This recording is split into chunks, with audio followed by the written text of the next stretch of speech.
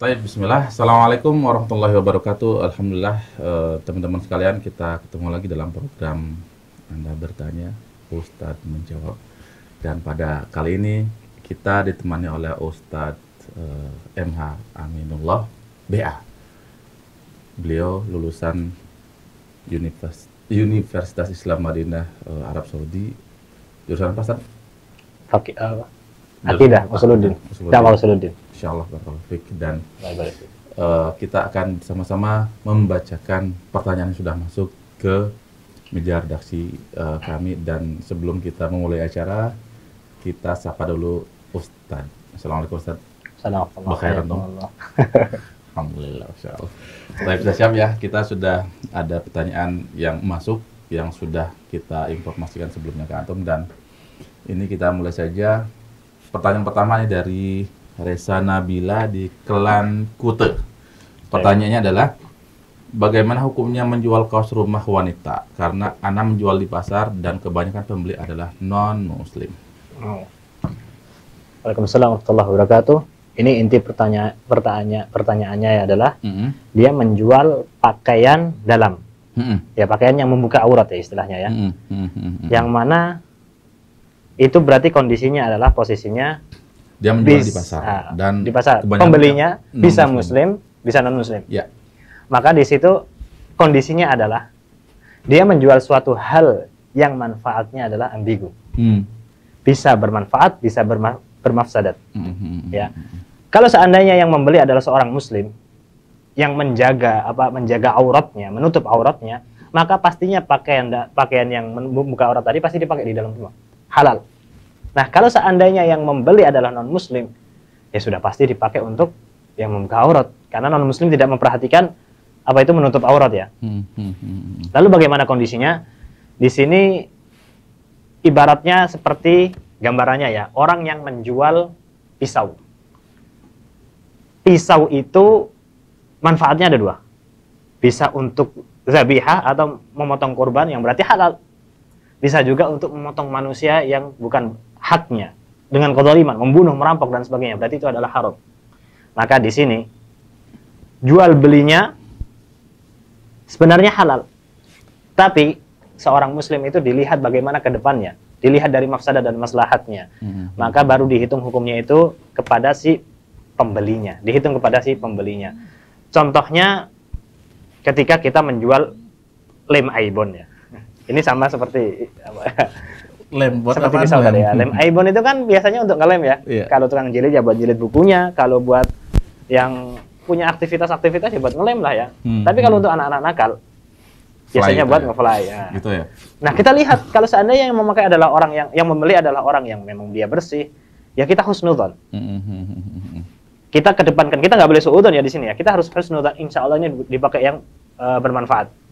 Kita harus husnudzon. Tapi kalau di situ sudah mengarahkan kepada hal yang nggak bisa kita husnudzon di situ, sudah nampak non muslim, pakaiannya sudah non muslim, maka nggak mungkin.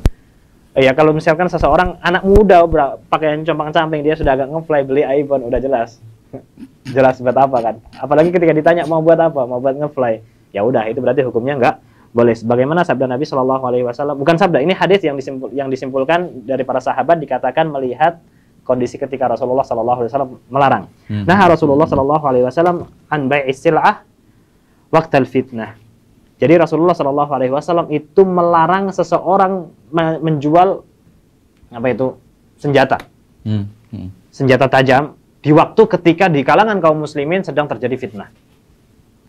Padahal senjata itu bisa digunakan oleh kaum muslimin untuk memerangi non muslim yang memang mereka adalah harbi, yang memang untuk halal untuk diperangi ya, bukan sembarang non muslim ya, yang memang halal untuk diperangi, dan di situ memang ada perintah dari Islam. Nggak apa-apa, tapi ternyata itu terjadi di kalangan kaum muslimin sendiri, yang kaum muslimin sedang jotos-jotosan, ya sedang konflik ya, itu nggak boleh. Kaum muslimin menjual senjata nggak boleh. Maka ini keumuman hadis adalah dilihat siapa pembelinya. Ya bijak-bijak sajalah di sini ya. Wa ta'awanu 'alal birri wat taqwa wa la ta'awanu 'alal itsmi wal 'udwan. Firman Allah, saling tolong-menolonglah dalam hal kebaikan dan jangan saling tolong-menolong dalam hal keburukan atau maksiat. Wallahu a'lam bishawab. Baik. Pertanyaan kedua adalah ini dari Al Denpasar. Assalamualaikum warahmatullahi wabarakatuh. Saya hamba Allah, izin bertanya.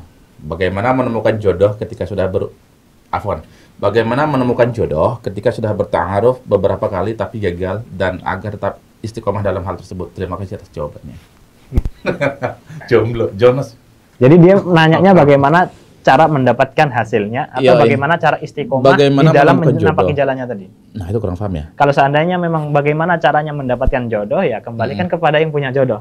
Anda bukan biro jodoh. Anda juga nyarinya nggak gampang. Curhat. Masya Allah. Ya, kalau ini kembali kepada yang punya jodoh. Minta kepada Allah Subhanahu wa taala. Antum kalau melihat kisah-kisah orang ada yang mau cari ke sana kemari, ketemunya cuma tetangga. Atau ya istilahnya kalau orang-orang dahulu, sayuran di gunung ketemu sama ikan di lautan, ketemunya di meja makan. Yang satu tinggal di sana, yang satu tinggal di sana, masing-masing di gang yang nggak tahu antah berantah ketemu juga di kota. Ya itu namanya jodoh ya. Jadi ya kembalikan kepada yang punya jodoh dan ikhtiarnya diperkuat. Bismillah. Bagaimana istiqomahnya? Yang penting kembalikan kepada agama. Nah, cari jodoh tadi buat apa?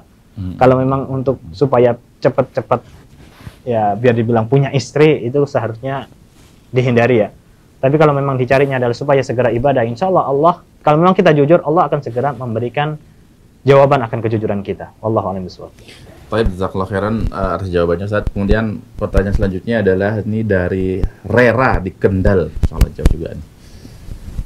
Izin bertanya, Ustaz, apakah menolak pemberian tanda kutip uang ya? Apakah menolak pemberian uang dari teman itu merupakan adab yang kurang baik, di mana kita menolak dengan alasan dana sudah mencukupi dan ternyata itu mengecewakan pihak-pihak yang telah berencana memberi dana tersebut dan membuat mereka harus mengalokasikan dana tersebut ke tempat lain? Sulit lah istilahnya ya.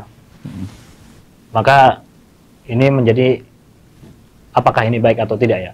Sebenarnya dilihat dari masalah dan mafsadat semua itu. Ini kan toh ini muamalahnya adalah muamalah yang mubahah. Jadi dalam agama ya tentunya kalau mubahah nggak ada larangannya, mubah-mubah saja. Jadi kalau seandainya kita lihat antara kita menerima atau menolak, menerima apa maslahatnya, apa mafsadatnya.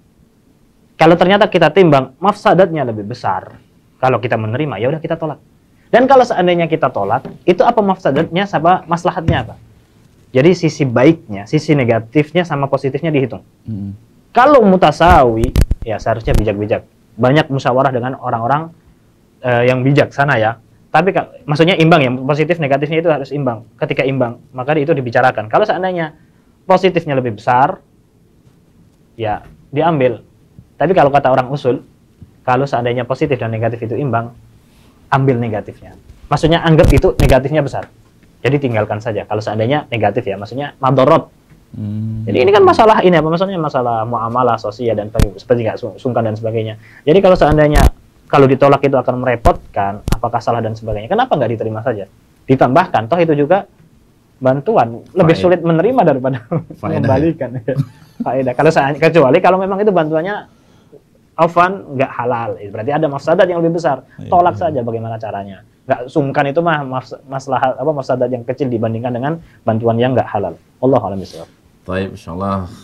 Pertanyaan selanjutnya adalah ini dari Iman Sukmana di Denpasar, Bali. Pertanyaannya adalah, bolehkah kita bertransaksi dengan orang yang pekerjaannya pegawai bank konvensional? Wah, agak elit ya. Ini untuk membahas ini anak agak berpikir gimana cara jelasinnya biar gampang.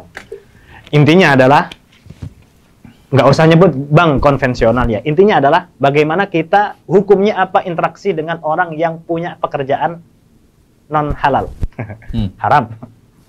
Biar nggak dibilang radikal. Non haram non halal ya. Ya. Di sini para ulama membagi dua. Jadi pekerjaan haram itu ada dua. Pertama adalah kalau seandainya itu adalah haramnya karena kezaliman. Jadi haramnya itu ada menzalimi orang lain seperti mencuri, merampok atau merampas. Pokoknya ada yang terzalimi dalam hal itu. Maka di sini yang menjadi haram adalah harta tersebut. Hartanya yang haram. Maka itu ibaratnya seperti azakumullahu jami'an daging babi. Daging babi itu yang haram dagingnya.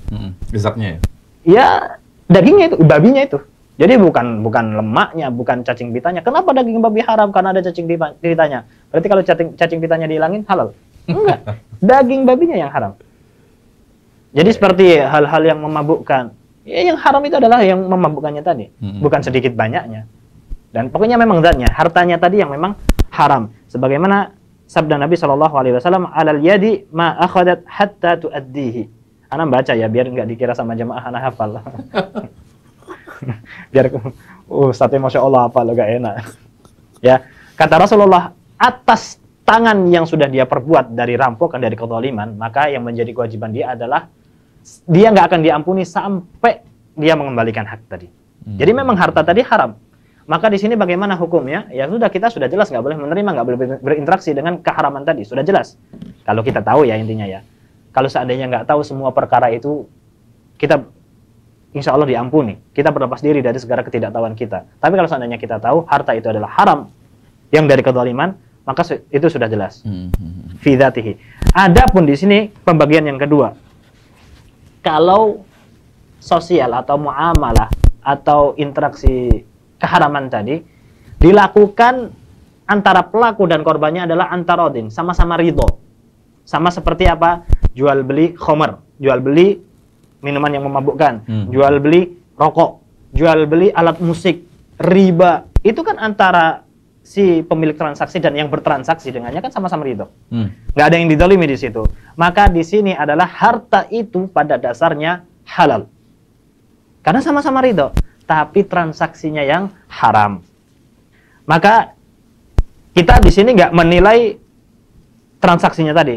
Kita menilai bagaimana kita di pihak yang berinteraksi dengan mereka si pelaku transaksi haram ini. Maka di sini ada tiga pendapat. Yang pertama adalah nggak apa-apa secara mutlak. Meskipun kita punya temen nih, dia nggak punya pekerjaan selain yang riba. Dia hanya bekerja di tempat riba saja. Atau dia nggak punya pekerjaan kecuali kafe yang punya khomer. Dia nggak punya pekerjaan yang lain. Dia mungkin jadi tukang parkir yang halal dan sebagainya. Dia cuma punya pekerjaan yang haram tadi.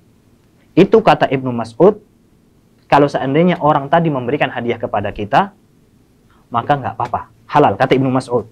Ajibuhu fa innamal mahna'u lakum wal wizru alaihi. Kata Ibnu Mas'ud. Nggak apa-apa, ambil aja hadiahnya. Karena untuk kalian yang diberi itu adalah harta hadiah. Adapun harta haram tadi untuk dia si pelaku keharaman. Kalau ente nggak ikut amalan yang dosa, nggak ikut berdosa, kalian ente itu cuma menerima hadiah saja. Dan itu hartanya halal.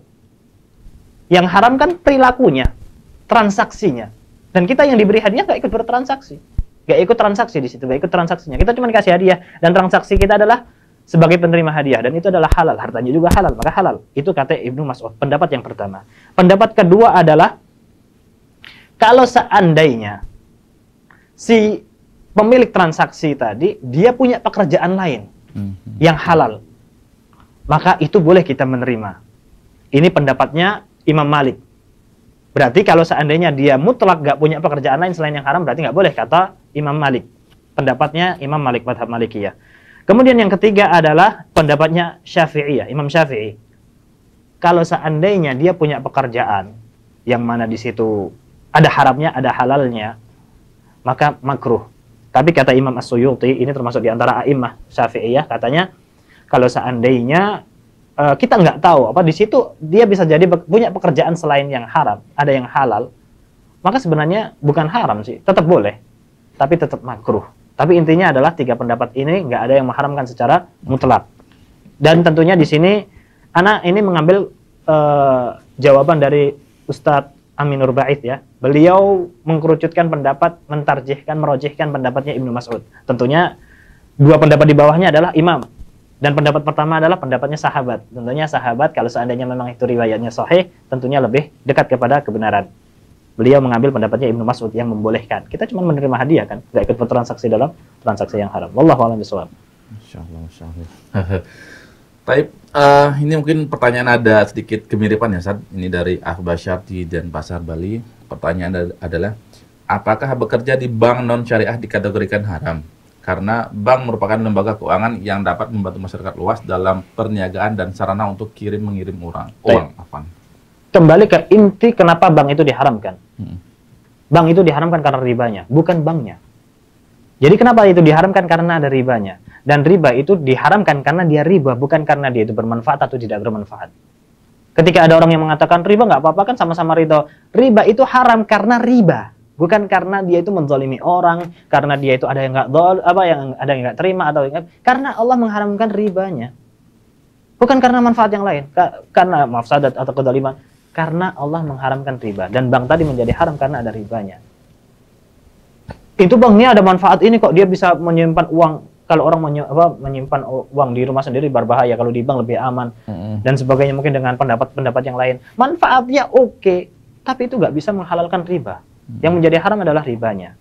Maka kalau seandainya bank itu nggak ada ribanya, mau gimana mafsadatnya dan sebagainya, itu kembali kepada si pelakunya, dan insya Allah itu halal-halal saja kalau selama itu nggak ada kezaliman. Karena memang yang diharamkan itu adalah ribanya, bukan manfaat atau madaratnya. Ribanya, hindari ribanya. Itu nggih. Ini sebagaimana mungkin khamr ya. Khamr kan ada manfaatnya juga. Tapi ada manfaatnya, tetap diharamkan. Karena yang memang diharamkan khamrnya. Masya Allah. Tapi ini ada pertanyaan lagi, Ustaz. Sebentar mana dia kok ini hilang ya pertanyaan. Yang terakhir yang akikoh tadi ya. Ya, baik. Ini sudah sepakat ya, sudah dibahas. Anda juga bilang baca dulu, cari redaksinya dulu ya. Biar gak kelihatan pinter banget. Oh, iya. Ustaz, ini dari Anton dan Basar, beliau bertanya, bagaimana tata cara akikoh? Pertanyaan pertama. Pertanyaan kedua adalah bagaimana jumlah kambing untuk akikoh sesuai tuntunan? Intinya akikoh tadi adalah sunnah Nabi Muhammad SAW ya. Ini anak ngambil jawaban dari Rumaiso, jawaban dari Ustadz Abdul Tuasikal. Antum kalau mau melihat jawaban yang lebih detail, antum lihat di rumaiso.com. Nggak apa-apa ya? Nggak apa-apa, nggak apa-apa. Beliau menjelaskan sampai ada sekitar 9 pembahasan tentang akikoh ini. Intinya adalah hukumnya utamanya sunnah. Kenapa? Rasulullah SAW bersabda, man ahabba ayan suka an waladihi falyaf'al. Barang siapa yang menginginkan anaknya untuk diakikohi, maka hendaklah ia melakukan. Man ahabba, kata Rasulullah, barang siapa yang suka dan menginginkan, maka di situ adalah hukumnya berarti sunnah, bukan yang wajib. Apa faedahnya? Hukumnya ini kembali ke pembahasan tentang akikoh. Apa sebenarnya? Rasulullah SAW bersabda, kullu ghulamin rahinatun bi'aqiqatihi. Setiap anak yang terlahir itu tergadai dengan akikohnya. Maksudnya apa tergadai ini? Imam Ahmad rahimahullahu taala menafsirkan yang dimaksud di sini adalah si anak tadi tidak akan memberikan syafaat kepada orang tuanya kalau di akhirat kalau seandainya dia belum diakikoh. Itu kata Imam Ahmad. Kemudian kalau kata a'immah yang syekh yang berilmu di zaman-zaman terdekat ini, Syekh Muhammad bin Shalih Al-Utsaimin, beliau mengatakan rahimahullah, yang dimaksud adalah si anak tadi akan terbebas dari gundah gulana. Dia gundah seperti orang yang masih punya hutang, punya barang yang tergadai. Sampai akhirnya ketika dia sudah diakikohi, dia seperti orang yang berlepas diri, lapang sudah. Wah, anak nggak punya hutang, anak nggak punya barang yang sedang digadai. Wallahu a'lam bishawab. Bagaimana caranya? 7 hari dibotak itu anak, kemudian diberi nama. Kalau laki-laki 2 ekor kambing, kalau perempuan 1 ekor kambing. Dan itu 7 hari berkelipatan ya. 7 hari, 14 hari, ya kapan akhirnya dia punya uang. Lalu bagaimana dengan kalau sudah 2 tahun, 3 tahun, 4 tahun, masa ia mau dihitung per 7 hari? Kapan ketemunya ya? Diambil waktu yang paling mudah. Kalau antum ingin pembahasan yang lebih dalam, lebih detail, antum lihat di rumaiso.com. Itu membahas lebih detail perkara-perkara fikih. Wallahu a'lam bishawab. Pertanyaan habis nih. Habis dari ya? sini udah nggak ada nih yang masuk. Tapi Ustaz, berarti ini sudah habis ya, tapi Ya. Masya Allah. Bagus sih sinyalnya di sini, Allah barik. Belakangnya juga keren ini. Itu kameramen pakai sinyal apa kameramen?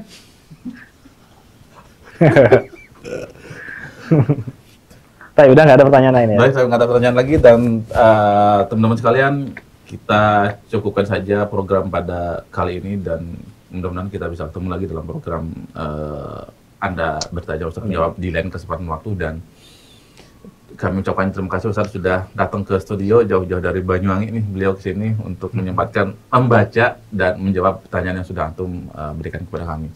Dan kita tutup saja Ustaz ya dengan doa kafaratul majlis. Subhanakallahumma wa bihamdika asyhadu an la ilaha illa anta astaghfiruka wa atubu ilaik. Assalamualaikum warahmatullahi wabarakatuh.